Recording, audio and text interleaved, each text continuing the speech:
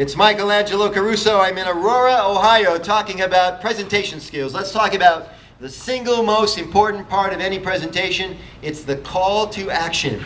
Now, you can stage the call to action all through the presentation with a technique called weaving. By weaving, for example, if I was selling you a book like 5 Cool Ideas for anything, right? I could start using that language in my presentation. In the very first few minutes of my presentation, here are 5 cool ideas on how to begin a good presentation. 5 cool ideas. So you start to hear 5 cool ideas, but you don't even know why it's important. At the end of the presentation, what book do I try to sell you? 5 cool ideas. And all of a sudden you're like, geez, I've liked this guy's content all this time, and now he has a book about it? Sign me up. And that technique is called weaving.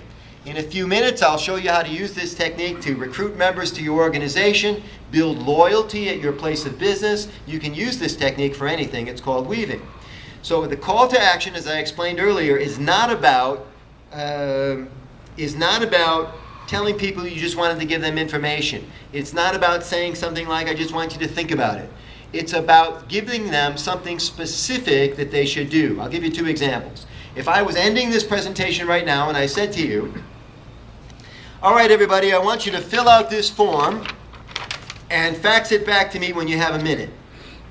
No way. What kind of return on investment am I going to get? 0. Yeah, when you have a minute. What does that mean? You know, everybody's got a different version of that. You got to go back to the office. You got to have a fax machine. If you don't have a fax machine, you have to scan it. All kinds of quicksand in that call to action. Very flimsy. How about this call to action?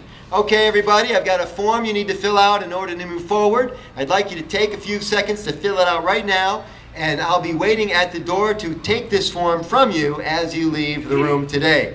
What kind of compliance am I going to get on that call to action? 100%, or you do not get to leave. That's a pretty good call to action, very specific.